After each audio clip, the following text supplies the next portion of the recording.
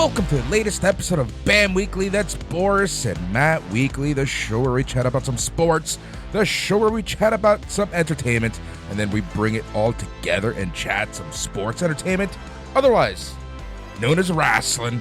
We're hosts, I'm Boris, and this week I am joined by Matt. Bonjour. This week, do you have other Matts on this podcast, Boris? I do. We need to have a talk.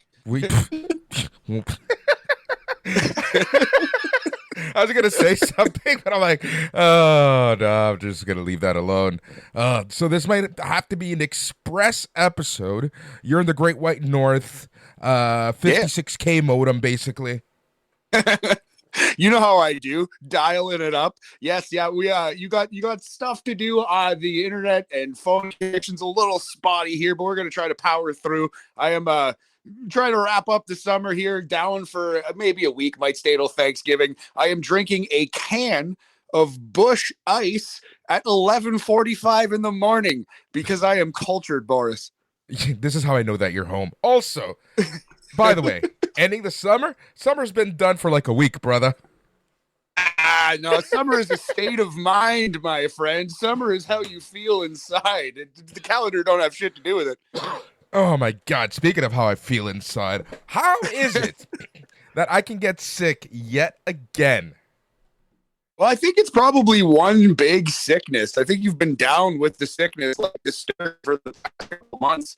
But yeah, man, I hope you're feeling better soon. You know what happens is you heal up, and then you go to a big public event where you're talking face to face with a bunch of people and you get all their germs and then you just start from fucking square one. But you had a big night last night, didn't you, homie? Yes, Tell us about it. Yeah, for sure, man. So yesterday I went to Aurora Borealis, just north of Toronto, Wow.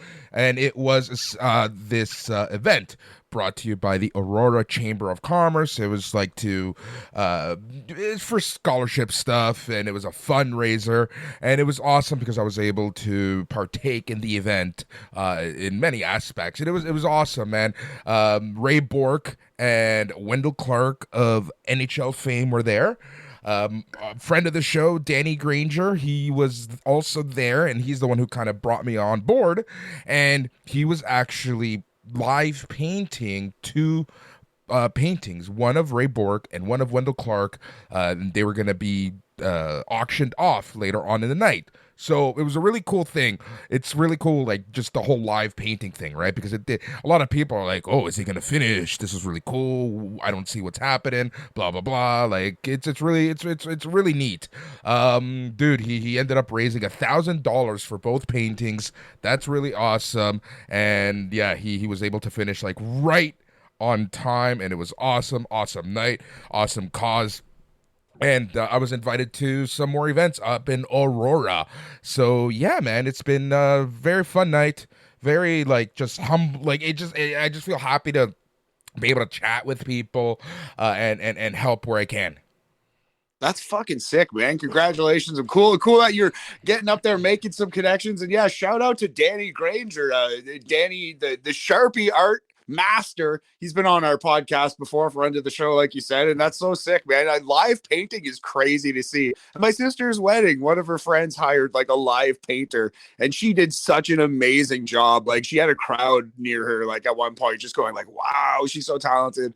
And seeing somebody do live visual art is actually really cool. Like over the course of an event, it's like a really cool new trend I'm seeing around. I want to see more of it. Yeah, it is a new trend. Yeah, that's exactly what it is.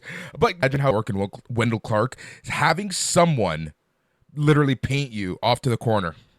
Yeah, at least like for my sister's wedding, they weren't really paying attention, like not that Ray and Wendell were, but you're pretty focused on, marrying your spouse in that moment. But if you're just at like a fundraiser, some kind of benefit, just talking on stage, and there's a guy like feverishly painting you, I can see that getting in your head a little bit, Yeah, man, it's funny.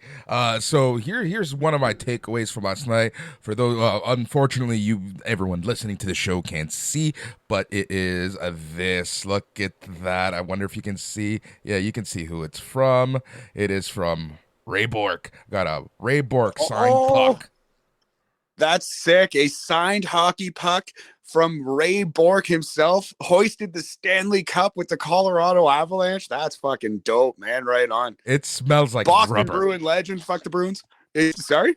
It smells like rubber still, like the puck itself. Nice. Brand new ass puck. I love it. Yeah, man. Fired into a snowbank.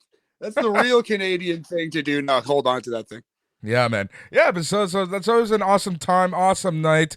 Man, let's just get right into things. Like I say, we're gonna try to express this bad boy.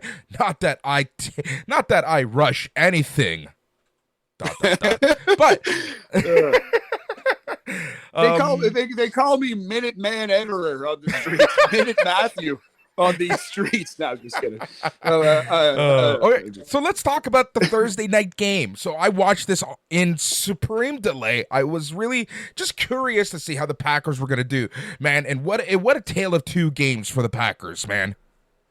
I actually did not watch a second of this game, Boris. So please tell me about this Thursday nighter. I was traveling. I was hanging out last night. I don't even know who won. Detroit won, right? Detroit barely won. The score doesn't really reflect how close the game actually was. It was 34-20 for the Lions, but the Packers were mounting a comeback, man. They were mounting a comeback, and like I said, it was a tale of two games for the Packers.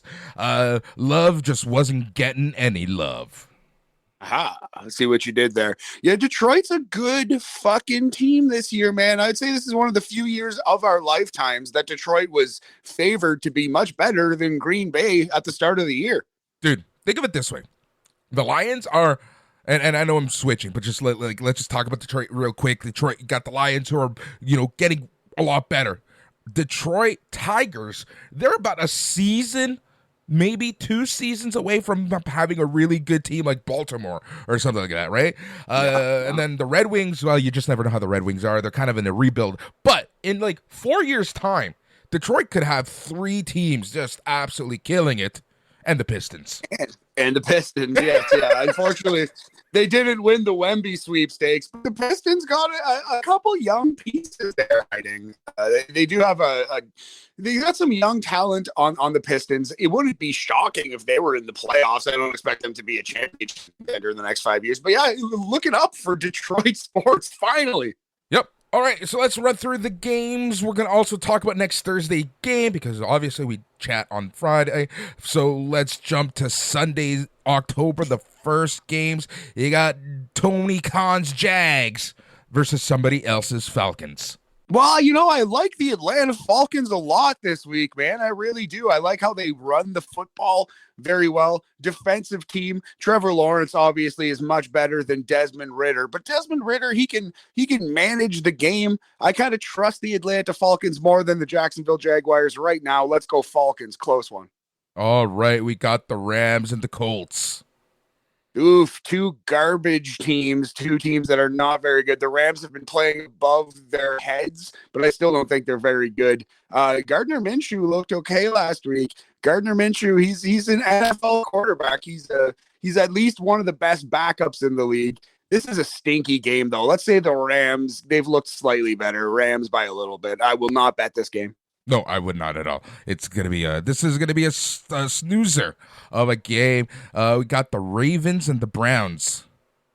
That's a fun one. Divisional matchup. The Ravens lost last week to the Indianapolis Colts, if I am not mistaken. They're going to be pissed off, I think. The Ravens are a weird team. They play up and down to their competition. They will beat good teams and blow it against bad teams, as we saw last week. I'm guessing a bounce back here. Lamar Jackson over Deshaun Watson. Let's go with the Ravens on the road. I agree 100% with everything you said. I think this is the bounce back week. Lamar, I don't know. He's a very interesting quarterback. I kind of feel like you said it best. And it's a team as a whole where they do play down to their opponents. And it reminds me of where the Dolphins were 2 or 3 years ago. 100% agree. All right, Vikings, Panthers.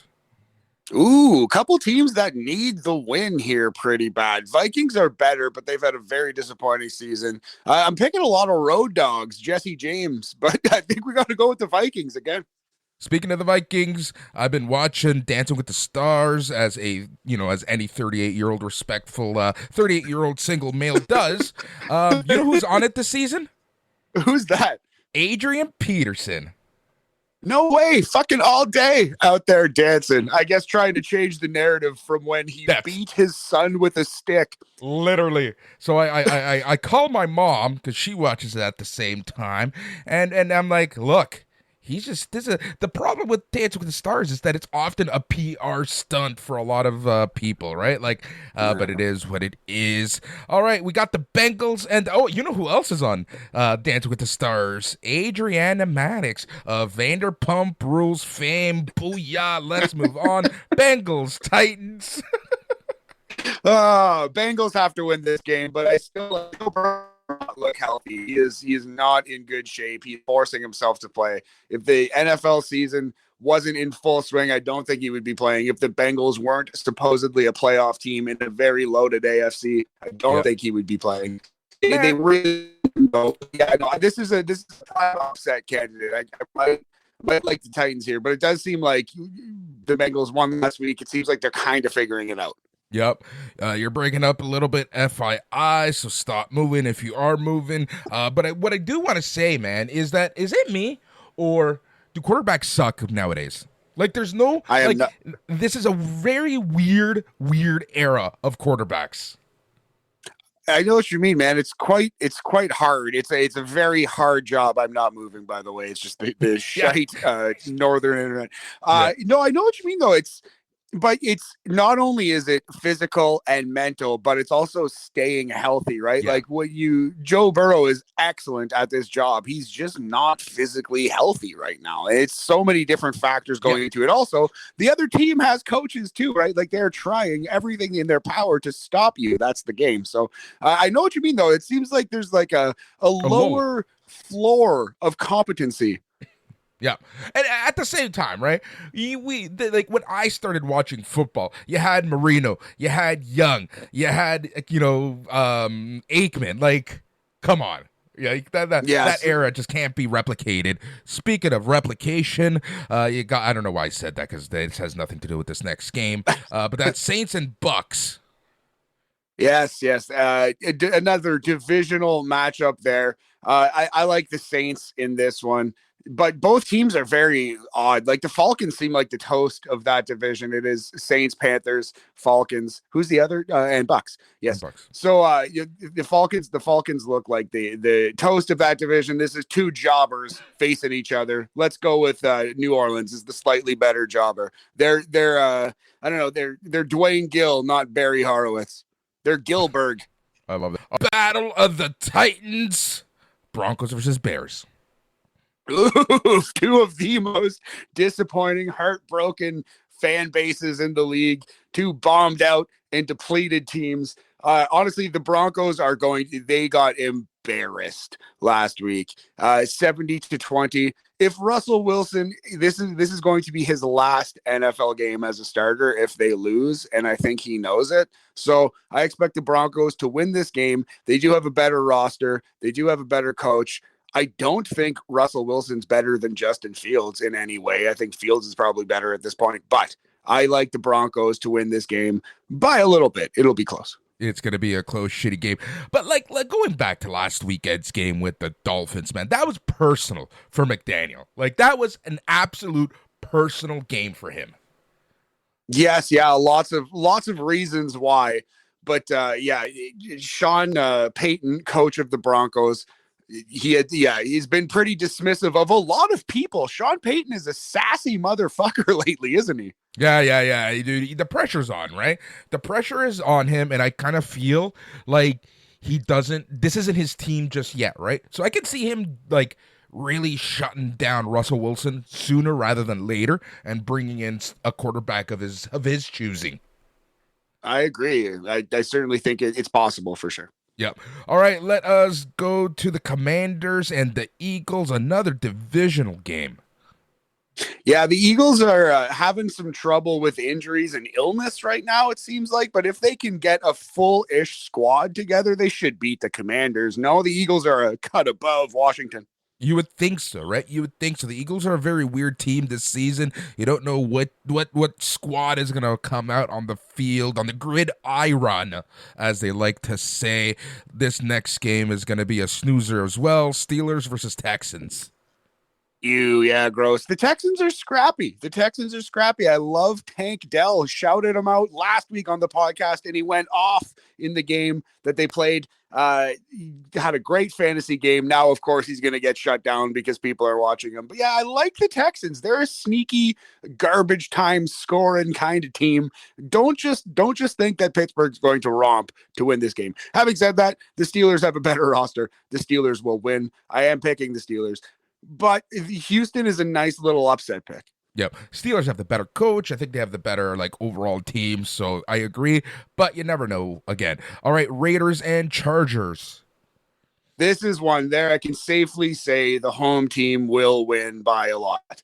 I like the Los Angeles Chargers to blow out the Raiders this week. I think the Raiders, again, kind of like the Rams, a little like the Colts, have been playing slightly above their head. I don't think they're that good, and I think the Chargers will stomp them out. Speaking of blowouts, this next game, I predict a blowout 49ers versus Cardinals. Yeah, the Cardinals looked pretty good in beating the Dallas Cowboys last week, but the 49ers are the best team in football. We said it before the season. I'm going to say it entirely throughout the season because it will be true. They will win the Super Bowl. They are the best team. San Francisco 49ers. Patriots versus the Cowboys. Ooh, the best game of 2009, 10. When did Brady and Romo intersect? A couple times, probably like 11, 13. Yeah, something like that. Anyway, this is a very interesting game 10 years ago. Kind of shit now. Cowboys should win. But they looked bad last week, didn't they? Yeah, they looked horrible, man. They looked absolutely horrible. Here's my question for you. I've omitted one game, and you know which game I've omitted because we're gonna talk about that one last. But how is the Chiefs versus the Jets? Oh, I know why. Taylor Swift. That's why. Chiefs Jets, the Sunday night game. Also, one day I'm gonna rant about the whole Taylor Swift stuff. Tay saving the NFL fledgling little league, National Football League, finally has been boosted by the popularity of Taylor Swift, Boris. Well, it was supposed to be also Rodgers versus Mahomes, right? But Rodgers fucking exploded his Achilles heel 3 seconds into the season. So, yeah. So who do you think is gonna win? Okay, so yes, Patriots versus Cowboys. I like the Cowboys to win that game. Though they shot their drawers last week, the Cowboys are still on paper a top 5 National Football League team. But I told you, man, the loss of Trayvon Diggs is going to hurt this team for a long time until they figure out how to play without the best cornerback in the league. That's a fucking giant hole on your team. So they will figure it out, but it will take time. But they'll beat the Patriots, and the Chiefs will rafflecopter the Jets. Yeah, go 100%. The Monday Nighter game is the Seahawks versus the Giants. Ooh, that game has old man stink. Right? It really does. Pete Carroll and Geno Smith, yeah. Yeah, this game is going to be... Geno, how does he... I love Geno. If Geno Smith can cut a promo, he's the Eddie Kingston of the NFL. He's just breaking out at the age of 45. I fucking love it. It's so weird, man. It is so weird. I love how, when the commentators literally have nothing to do. I forget... I don't even know who they were facing, what channel it was on. This is probably a Romo thing, but they were literally comparing Geno Smith to Tom Brady and how Geno Smith replicated Tom Brady's pump of the ball. And I'm like, this is why I hate watching football on TV sometimes. Yeah, exactly. I respect the attempt, but guys, you don't have to insinuate that he's Tom Brady. You can just say he's good. But I respect the attempt. And hey, if he's got shades of Tom Brady to his game, maybe that explains why he did break out at 36.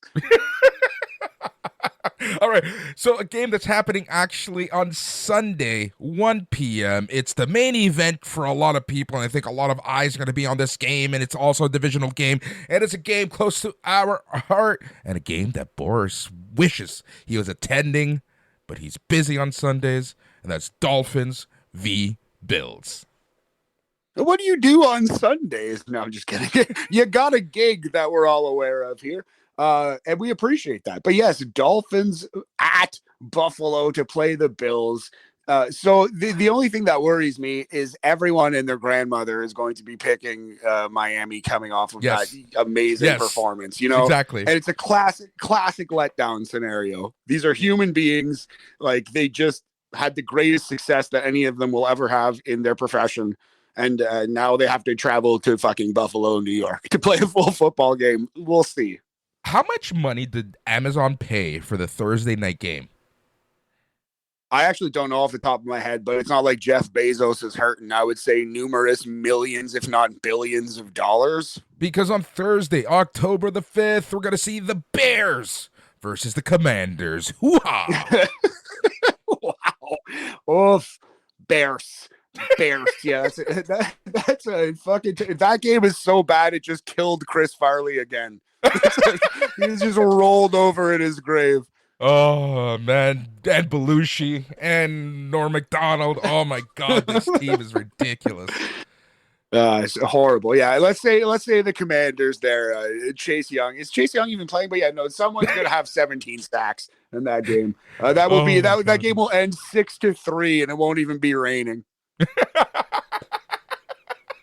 Oh my God, I feel sorry for Amazon, and I just love the fact that they spent a ton of money to get this game. Man, you know a football game is fucking terrible when you can say, boy, I feel sorry for Jeff Bezos. Right? All right, so that's the NFL. Let's quickly jump to the NBA. Damian Lillard has a new team, and he's going to the Minnesota Bucks. Yes, the Milwaukee. Why did I say Bucks. Minnesota? Oh, because I'm staring at Minnesota right are in you, the middle. Are you drinking? That's funny. Are you drinking cans of Busch Ice too, brother? No, but dude, I wish I would. I haven't had a drink in so fucking long. Maybe that's why I'm sick. Maybe that I'm gonna. You know what? Bender tonight. That's the only way. That's the only way to prove what this is get extremely drunk. I can see that. No, but yeah, so I'm going to break down the whole trade quickly here and kind of, I like it for all three teams. Like, first thought is I think this is the rare three-way trade that clearly benefits all three teams. It's very rare that a three-way benefits everyone. So, you know, get on them. I think that's just a fact of life, brother, but that's how you know you got something special, when it does. So we have the Milwaukee Bucks receive Damian Lillard from Portland. The Portland Trailblazers received Jrue Holiday from Milwaukee, DeAndre Ayton from Phoenix, from Milwaukee, and an unprotected 2029 first rounder from Milwaukee, unprotected pick swaps in 2028 and 2030 from Milwaukee. The Phoenix Suns receive Yusuf Nurkic from Portland, Grayson Allen from Milwaukee, Nasir Little from Portland, and Keon Johnson from Portland. So I saw a lot of memes, a lot of jokes out there. The Phoenix Suns draft with the first overall pick in 2018, Yusuf Nurkic, Grayson Allen, Nasir Little, and Keon Johnson, which is cruel, but true. They traded a number one overall pick for what is essentially kind of like a poo-poo platter of talent. But I actually like Yusuf Nurkic. I think the Suns did okay here. The Blazers, they just want future picks. They just want future pieces. They got Jrue Holiday, who to this day is a great defender, spectacular defender. And DeAndre Ayton should be a young starting center for years in the league. And the Milwaukee Bucks get to pair the poor man Steph Curry, Damian Lillard, the second best shooter in basketball, pure offense, an amazing offensive spark. They get to pair him with fucking Giannis Antetokounmpo. Giannis is playing with Dame, so obviously Milwaukee wins this trade. Like, Milwaukee instantly becomes the favorite to win the championship, I think. And what a lot of people don't realize is that there were a lot of reports coming out of Milwaukee saying that Giannis was not going to resign unless they being Milwaukee, proved that they were going to build a winning team around him. So this is a win-win-win-win-win. 100%, 1,000% agree. And it was smart of Giannis to not sign until Milwaukee made this move. It was smart of Milwaukee to do exactly what Giannis wanted, which is go get a superstar to prove that you want to keep me here. And they fucking did. So great. Great stuff there. Too bad, so sad, Toronto. It's not like he was even going to report here. It was going to be a mess if he got traded here. It was going to be a mess if he got traded anywhere but Miami and Milwaukee, in my opinion. Yeah, the Raptors it's not comparable to Kawhi because they're not in the same place as they were when they got Kawhi. When they got Kawhi, they had an amazing team set up. Just they needed one superstar. They had such depth. They had, with Nurse coming in, a great, unique coach who the league didn't have tape on yet. It was just the perfect storm. It was not the perfect storm for Damian, and that's why I'm actually glad he didn't come here. I'm glad it worked out for everyone. The Raptors were also a winner of this trade because they stood put. Yep. All right, so let's quickly. Exactly. They stayed put. Let us quickly talk about Connor Bedard. He made his NHL preseason debut yesterday. Got 2 assists. What else can we say? Kid's fucking sick, man. He's going to score 100 points. I don't know off the top of my head. I'll Google this. You can Google it yourself, and we'll talk about it next week, dear listener. But he will break. I think there's a good chance he will break the rookie record of scoring. Maybe not goals, because I know Teemu Solani scored 76 goals, but he had like fucking 4 assists that year. Finished with 80 points. No, that's not true. But yeah, Teemu Solani, 76 goals as a rookie. That won't be broken. Rookie points overall with assists and goals, Connor Bedard has a real shot to break that. I think he could easily score 100 points next year. Yeah. Also, remember, Timo had freaking Korea with him, so. No, not enough for his rookie season. Not his rookie year. Yeah, you're right. Not his rookie year. Yeah. He was in Winnipeg in his rookie year. He was just, he had like, who was on his line? Maybe Alexei Zamenov? I forget who was on the Jets at that time, but yeah, man, that's he definitely had some talented players. The Jets were a good team, but he fucking scored 76, shooting his glove up in the air. Pop, pop, pop, rat-a-tat-tat. All right, man. So I think that's one last thing I quickly want to talk about in terms of sports. I talked about this a couple weeks ago. As we get closer to the F1 in Las Vegas, man, the situation is absolutely insane in Las Vegas. So dude, F1. This multi-billion-dollar conglomerate has hired someone to literally walk around the Las Vegas Strip, around the where they have the track, because, as I said a few weeks ago, you might as well just, one of the busiest streets in all of America, you might as well just shut it down for an F1 race. And this person is walking up and down the street and looking at every single vantage point. If your bar, restaurant, what have you, looks at the track, you have to pay like an insane amount. An insane amount. And if you don't pay it, they literally will like block your view with a billboard or something. Like, this is mafia stuff. They're literally shaking down companies. I hate to support it, but it's so hilarious that I kind of love the move. But yeah, no, that's just pure bullying and insanity. Capitalism is a disease, etc. But you gotta kind of laugh at that. Yeah, it is kind of funny. Soprano move. It is kind of funny. It is hilarious. Yep. I could just picture someone like Paulie going up and down to the strip.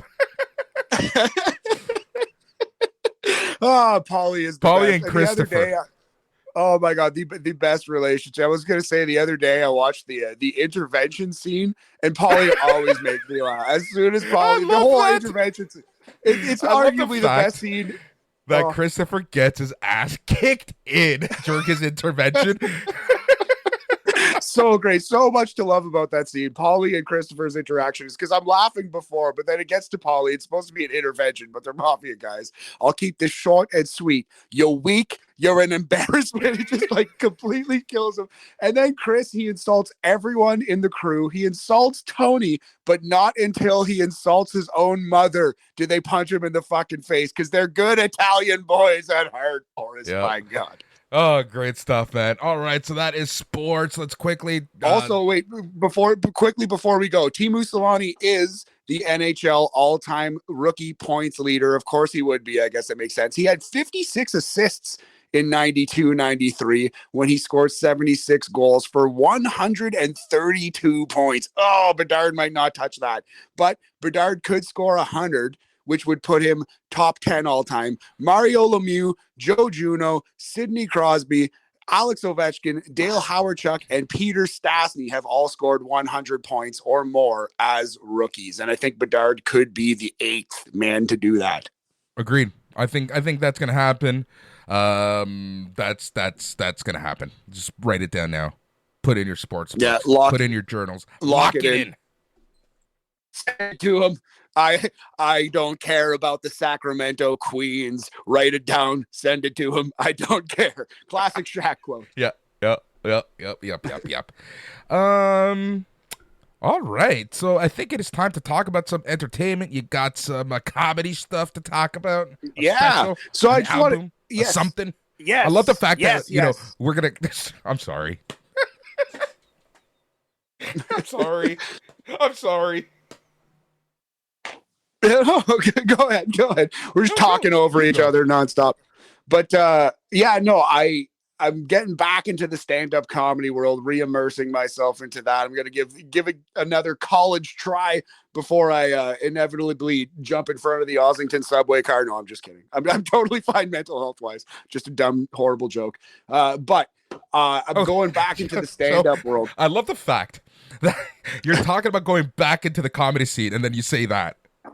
Just let that hang and sit there. But yeah, so last week I told you about a couple of my friends' albums who are doing big things in Toronto. Meg McKay, Jordan Brown, lots of amazing Toronto comedians, and I'll give some under the radar shout outs again. But I went back to my roots here, Boris. Listen to my favorite stand-up album of all time, Me Doing Stand-Up by Norm MacDonald. If you haven't heard it in a while, I was fucking laughing out loud again. Like, just God, Norm is such a gem, such a treasure. And his finest work in stand-up comedy is the 2011 album, Me Doing Stand-Up. So if you have not heard that, you must. If you haven't heard it in a while, go fucking listen to it. It's on Spotify. Listen to it today. Yeah, that's a good one. That's a very good one. So yes, as we get back to the stand-up here, I gotta shout out my favorite album of all time, Me Doing Stand-Up by Norm MacDonald. That is the Matt's stand-up recommendation of the week. All righty, that is awesome. I have nothing about entertainment to talk about, and clearly I'm not going to be talking about ROH as I talk about entertainment because, Matt, guess what? What's that, buddy? ROH sucked last night. Hey, I was just going to say, in order for it to be entertainment, it must be entertaining. And it was not. No, look, it was all right. Like, again, there's certain things happening on ROH that are good, but there's so much crap around it. There's so much wasted time around it. If they were to focus, which is kind of funny, all things considered with Tony Khan, if ROH were to be a focused show on the important stories that progress week over week, it would be a perfectly fine show. But there's just so much fluff around it that it's just so hard to watch. Yes, you can fast forward, but I'm talking about the show in general, right? Like, I shouldn't have to fast forward. No, you shouldn't. That kind of defeats the purpose of sitting down to watch a show. If you have to, why not just watch a series of YouTube clips if you're going to be picking and choosing anyway? But I not much to say about Ring of Honor. I haven't watched it in a long time, and it feels like it is clearly developmental for AEW, but they just don't want to say so. I think it's because AEW loves using the ROH titles on their TV show. So they have 17 titles, 17 championships on AEW for some reason. All right. But I think that might be the reason why they don't want to call it developmental, because it does, I guess, slightly devalue the Ring of Honor world title and television title and tag team title and whatever, I suppose. Maybe, but like, who's the NXT women's champion? Who's the NXT North American champion? Excellent points. The NXT women's champion right now is fucking Becky Lynch, who is the biggest women's wrestling star ever. number one in North America anyway. I guess you could say like Manami Toyota, Akira Hokuto, Shigusa Nagayo were bigger in Japan than Becky Lynch is in the United States of America. But the biggest American wrestling star female ever is Becky Lynch, ever. And she's not even American, but American Pro Wrestling. Yeah, American Pro Wrestling. All right, that's a perfect segue because we have 2 pay-per-views to chat about. And now that we actually have full match cards, let's just quickly run through the cards and then we'll call it a day. So let's start with some NXT No Mercy, which is happening on Saturday, September 30th. We're gonna have an aftercast coming out Sunday, probably afternoon-ish, obviously before the main show. So Steve Swift and myself are gonna be chatting some NXT No Mercy. Matt, we have the NXT Tag Team Championship as Tony D and Stacks versus OTM versus the Creed Brothers versus Humberto and Angel Garza. It feels too early to take the belts off Paulie and Christopher there. You know what I mean? Yeah. Like it feels like the Sopranos need to hold the tag team titles for a while. But I don't know. The Creeds, as long as they're in NXT, they're the best tag team there now. So is this going to be the Creeds' swan song? Are they going up soon? Who knows, man? Who knows what the plan is? It's so weird. Yeah, no, I don't know either. Yeah, it's very, very strange. Man. But no, I'm gonna say the mafiosos, the Sopranos retain. And it's funny because that's probably like the match that I'm least excited for. But get the rest of this card.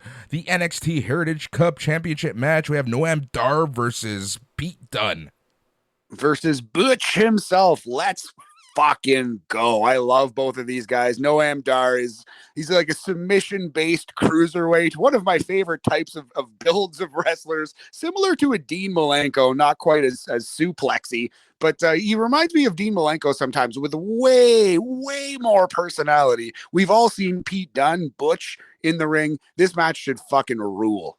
Yep, this is going to be such a good match.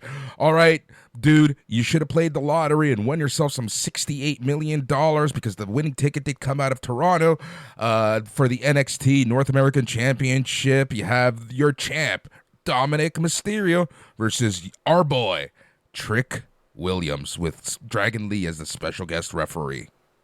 Ooh, Dragon Lee, Dragon referee, eh? That's going to play into this somehow. I think it's probably time to give Trick Williams a title. Give Trick Williams the North American, essentially the Intercontinental. Shawn Michaels, Carmelo Hayes has the world title. And then you can do that's a Shawn Michaels thing that happened before. So you know that it's going to happen again. Shawn Michaels loves to play his old hits. And I think it's time. So yeah, Trick is going to win the title here. Yep. Becky Lynch versus Tiffany Stratton. Ooh, this is Extreme Rules, right? Yep. Extreme Rules match. I think Tiff will win back her title, I believe. Probably Becky gets to say that she held it. She doesn't need to hold it for a long time. I'm guessing both main roster stars lose their NXT base championships. Both Dom and Becky will lose their titles. Yep. And I honestly, it would be really cool if whoever Becky Lynch is going to be feuding with next kind of makes her lose, but at the same time you want to keep Tiffany Stratton strong. Like there's a lot of things going on here, but I think we're going to see someone from the main roster come down and make Becky Lynch lose. I like where your head's at, big time. Oh, Boris, what if that someone is not from the main roster? What if that someone is fucking Jade Cargill? Hey, that's been my, I honestly think that it should be Jade Cargill that takes the belt from Becky Lynch in like just 3 seconds. A 5-second match. Boom. Gets the belt. Becky Lynch goes off. And now that NXT and the main roster are actually communicating and it feels like one universe, you have the eventual rematch in the main roster. Becky Lynch versus Jade Cargill. I love it. I love where your head's at. I book it, write it down, send it to him, Sacramento Queen style. Let's do it. Fun fact. I don't even know if I'm allowed to say this, but whatever. You know that we know someone who is 7 feet tall, signed to AEW, but in training right now, and he's a friend of ours. Yes. So I found out what the creative plans were for this person. Oh, And I say were. Give me a little taste. And I say were. Oh, were. Oh. So this 7-foot beast of a human being was supposed to come out and be Jade Cargill's bodyguard. Ah, interesting. The muscle, the heat for Jade. Yep. Anyways, if you want to know more, send me a message. I'll happily talk to you, but that's all I'm going to say here on the show. All right, and then the main event for the NXT Championship, Carmelo Hayes versus Ilya Dragunov. Oh my God, this match is going to be good. It's going to be good. It really does in some ways feel like time for Ilya Dragunov to win. However, they have yet to do Carmelo Hayes and Trick Williams, Diesel and Shawn Michaels winning all the titles.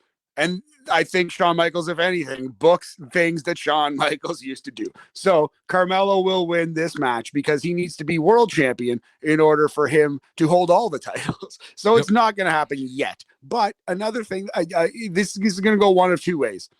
Either Melo retains with help from Trick Williams, solidifying their bond and friendship, or Melo loses and they break up right away, possibly even on this show. So yeah, this is one of those close football games. This is a 3-point spread, not a 14-point spread. Yep. I wouldn't bet it, but I'm picking Carmelo. Yep, I agree with you there. All right, and then the next pay-per-view for NXT is going to happen on December the 9th as Deadline is coming back. That's a Saturday. Gross. Please continue.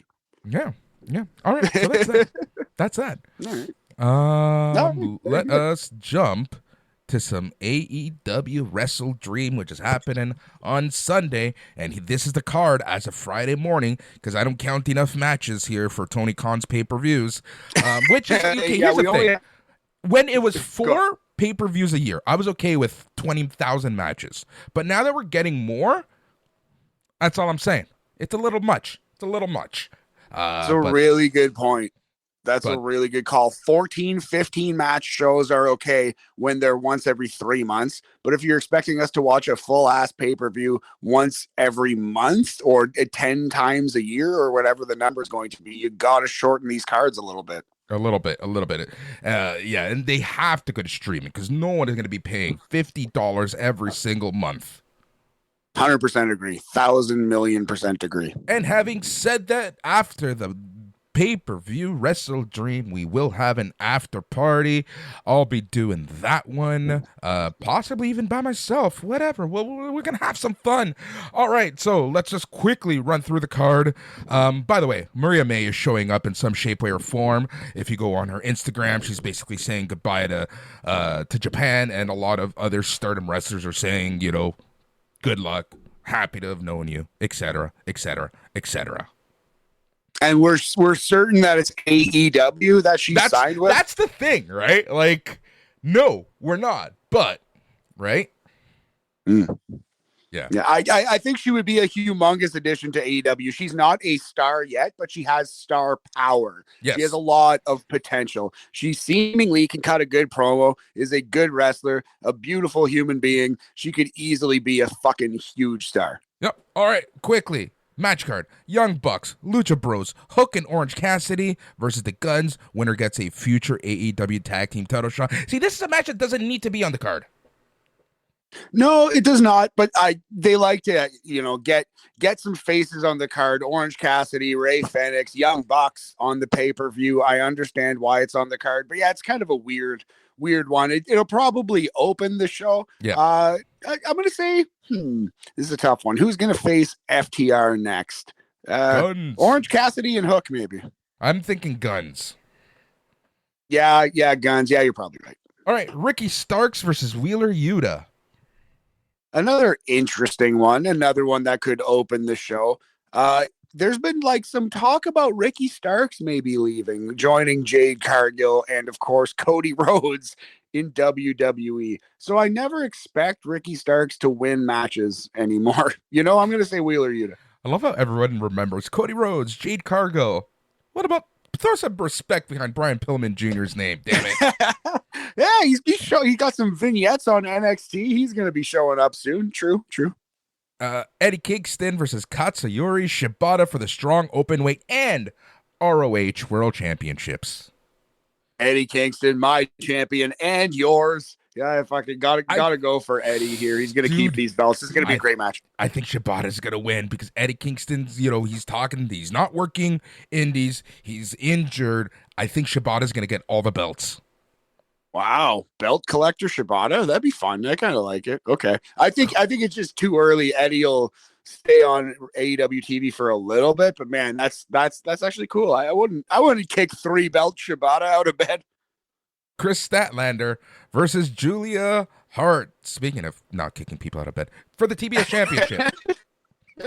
Very good. Yes, I was quite impressed with Julia versus Willow Nightingale on Dynamite. I like that match. I think, Julia's improving a lot. Let's go. Chris will win, but this should be a good match. I'm excited to see it. Christian Cage versus Darby Allin. On this day, I see clearly everything has come to life. That's my prediction for this match. Man, I would just love if he just doesn't ever sign. I'm just gonna laugh if he doesn't ever sign at this point. No, he's coming in. It's just that wrestling fans are impatient. It hasn't even been that long. Theoretically, if his contract expired on September 30th, he might come in the first day possible, which would be October 1st, right? Yeah. You're correct. Yes, very good. and the Christian Cage basically said you can have anyone, bring down anyone except for Nick Wayne, right? So boom, there you go. Chris Jericho, Kenny Omega, and Kota Ibushi versus Takeshita, Guevara, and Ospreay. Yeah, give me the Don Callis family here. Will Ospreay, Sammy Guevara, and Konosuke Takeshita. I think it's their first match. I'm not sure if Kenny Omega is going to lose again because he's already lost so many times in a row. But yeah, no, it's too early for the Don Callis family to lose. The bad guys, the evil trio will win this one. MJF versus the Righteous for the ROH Tag Team Championship. I really try not to do this. I really legitimately try hard to be fair and positive about everything I can, but I fucking hate this match already. I have not seen it and I hate it. I'm against it. This makes no sense. I hate the booking. Why is the world champion of AEW in a handicap match against the dollar store fucking Wyatt family? This makes no sense. If MJF loses, you have wasted a loss on something so dumb. If the Righteous lose, you have already killed this fucking act dead in the dirt. This is a lose-lose scenario. The only way this makes any sense is if Adam Cole turns on MJF, and Adam Cole apparently is out until at least January, February, if he's having ankle surgery. That could be a long recovery. He apparently broke his ankle in 3 places. So the only thing you could do to save this, broke his fucking ankle in 3 places. This makes no sense. I hate it. What I hate about it is that, AEW, you're adding more pay-per-views, but now this is the second pay-per-view back-to-back where your champion isn't defending his title. Back-to-back, too, eh? I didn't even consider that. That's a really good point. Yeah, I hate this match. I hate it. Plus, you set up MJF versus Switchblade. You could have thrown that on this card. Yep. Maybe they will on Saturday. Yeah, maybe. Swerve Strickland versus Hangman Adam Page. I'm excited for this match. I gotta say though, everyone's been fucking jerking off upwards for Swerve Strickland and Hangman in this build. I haven't liked it really. I thought that Swerve has been doing much better work until he matched up with the Cowboy, and now his promos he's been seeming nervous to me. He's been stumbling on his words a little bit. But having said that, this is how you get reps in the main event: is you put a guy in the main event and let him, swim. And it's not like he's drowning. He's swimming. His head's above water, but people are treating him like he's the fucking Rock. And that's shocking to me because I think he's doing worse work now than he was 5 months ago. Having said that, very nice to see Swerve in a semi-main event in a very big match in his hometown in Seattle. I would book Swerve Strickland to win this match. I think they should and will book Swerve to win via cheating of some kind. Agreed.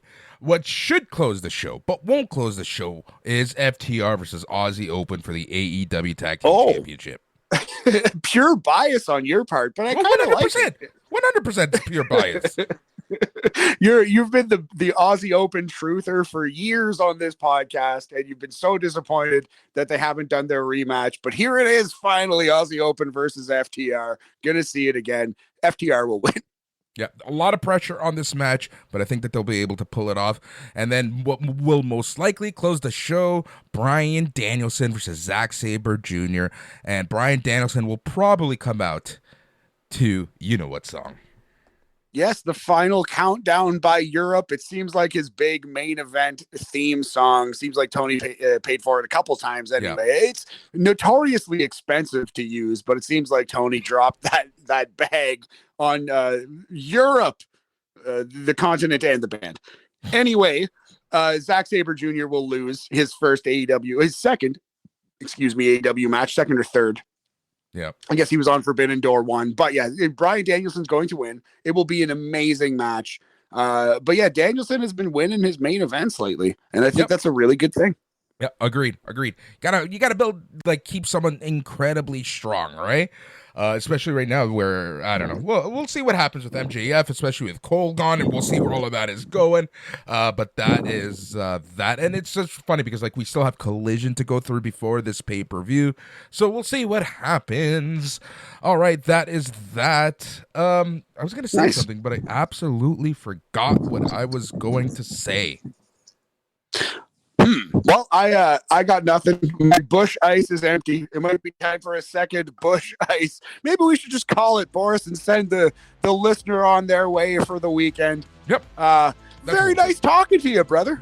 It's always a pleasure, my friend. Enjoy the great White North. Enjoy whatever it is that you do up there. What is it? Salmon jumping. What Yes.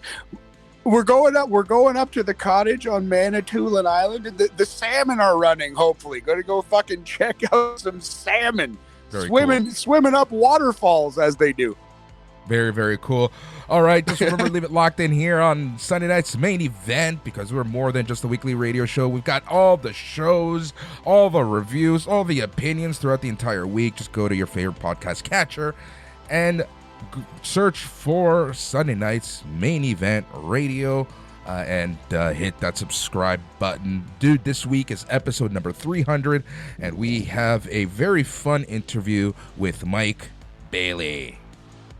Fuck yes, the speedball Mike Bailey and Leonidas, King Spartan. That was a dumb joke. 300, you see. I'm going to go get more drunk. Have a good weekend, my friend. He's Matt. I'm Boris. Take care, Matt. Thanks, buddy. And as always, stay tranquilo.